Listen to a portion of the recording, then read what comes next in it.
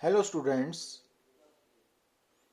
आज class +1 unit number 1 physical world and measurements के lecture number 15 में हमारा टॉपिक है डायमेंशनल एनालिसिस।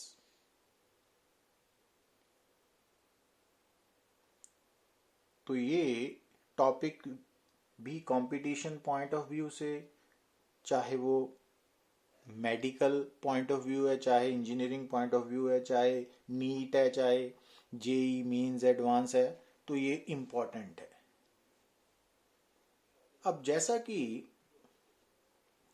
अपने पहले लेक्चर में +1 के फर्स्ट लेक्चर में मैंने आपको बताया था कि फिजिक्स में देयर आर 7 फंडामेंटल क्वांटिटीज: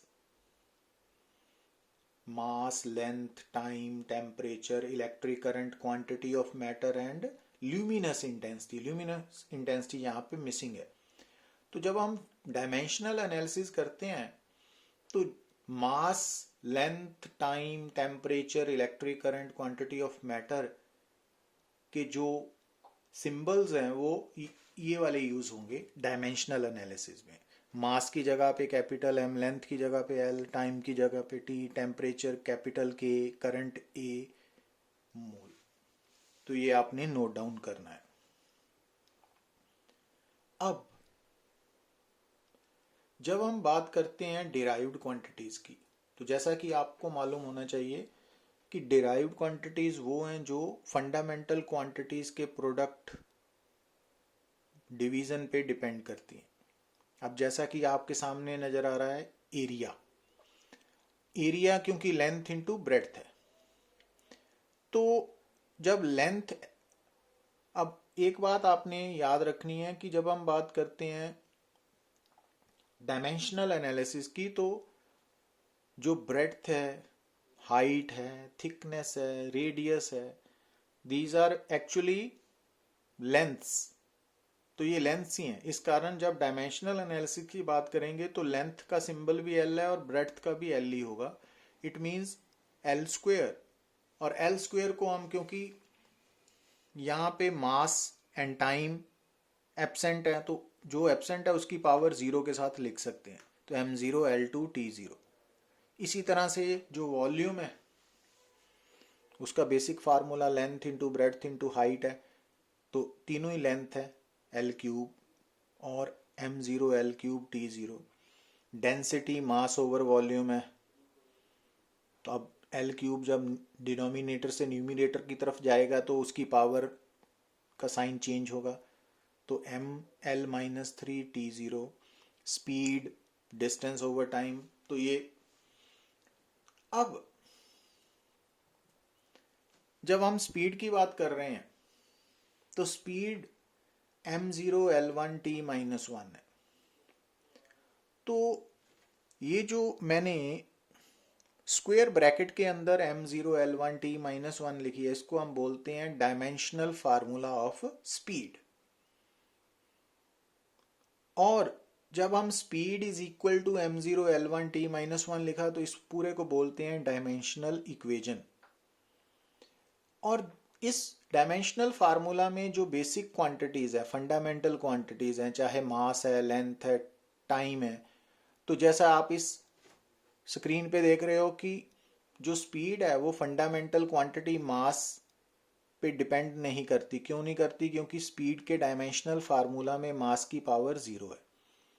और जो स्पीड है वो फंडामेंटल क्वांटिटी लेंथ की पावर 1 पे डिपेंड करती है, टाइम की पावर -1 पे डिपेंड करती है। मींस जो फंडामेंट किसी भी डिराइव्ड क्वांटिटी के डायमेंशनल फार्मूला में जो बेसिक क्वांटिटीज है, फंडामेंटल क्वांटिटीज है, उनकी जो पावर्स हैं उनको हम डायमेंशंस बोलते हैं। तो ये डायमेंशंस, डायमेंशनल फार्मूला की डेफिनेशंस है।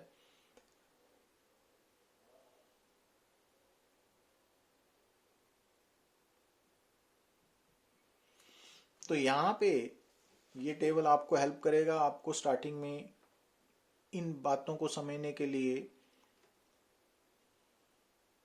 टाइम डिवोट करना पड़ेगा और पेशेंसली एक्ट करना पड़ेगा, क्योंकि शुरू में ये आपको प्रॉब्लम क्रिएट करेंगी। तो जैसे मास है, तो मास का डायमेंशनल फार्मूला कैपिटल एम है। अब ये रिलेटेड फिजिकल क्वांटिटीज में जैसा लिखा है कि चाहे इनर्शियल मास है, चाहे ग्रेविटेशनल मास है, चाहे एटॉमिक मास है, चाहे मॉलिक्यूलर मास है, चाहे न्यूक्लियर मास है, तो डायमेंशनल एनालिसिस में उसका सिंबल कैपिटल एम यूज होगा। इसी तरह जो लेंथ है उसका डायमेंशनल फार्मूला कैपिटल एल है। तो चाहे डिस्टेंस है, चाहे हाइट है, ब्रेड्थ है, थिकनेस है, डिस्प्लेसमेंट है, एम्पलीट्यूड है, रेडियस ऑफ जाइरेशन है, वेवलेंथ है, फोकल लेंथ है, मीन फ्री पाथ है, रेडियस ऑफ कर्वेचर है, तो इनकी जगह पे सिंबल कैपिटल एल यूज होगा इन डायमेंशनल एनालिसिस। तो इसी तरह से आप ये टाइम, ये एरिया एंड सोन, तो ये आपने इनके डायमेंशनल डिफरेंट फिजिकल क्वांटिटीज, उनके नाम, उनके डायमेंशनल फार्मूलाज याद रखने हैं। तो स्टार्टिंग में आपको टाइम डिवोट करना पड़ेगा।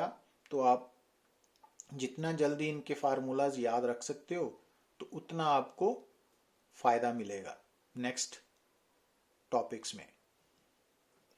अब जैसे यहाँ पे वॉल्यूम मास डेंसिटी है, मास ओवर वॉल्यूम, तो ये फार्मूला है।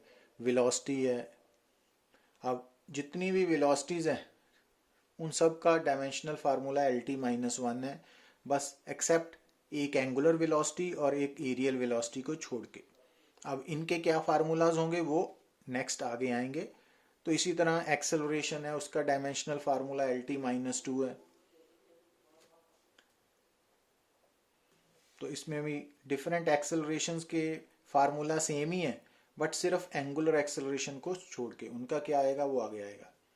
इसी तरह फोर्स है, तो जितनी भी फोर्सेस हैं सबका डायमेंशनल फार्मूला सेम है। वर्क है, एनर्जी है, लीनियर मोमेंटम है, तो आपको हर क्वांटिटी का डायमेंशनल फार्मूला यहाँ से याद रखना पड़ेगा। पावर है, एनर्जी डेंसिटी है, एनर्जी डेंसिटी का फार्मूला क्या होता है, एनर्जी ओवर वॉल्यूम, तो डायमेंशनल फार्मूला बनेगा ना। तो ये सारे टेबल्स आपको डिफरेंट क्वांटिटीज और उनके फार्मूलाज याद रखने पड़ेंगे, और जितना जल्दी आप इनको याद कर लोगे नेक्स्ट लेक्चर्स में उतना फायदा होगा आपको। तो इनमें से कुछ क्वांटिटीज आपके लिए बिल्कुल नहीं है, तो आपने शुरू में जस्ट उनके डायमेंशनल फार्मूला याद रखने की कोशिश करनी है, क्योंकि एज हम आगे बढ़ेंगे सिलेबस में तो वो क्वांटिटीज की डिटेल स्टडी भी हमारे सामने आएगी। बट स्टार्टिंग में हमें फर्स्ट यूनिट के लिए उनके फार्मूलाज रिक्वायर्ड है, डायमेंशनल फार्मूलाज। Thank you.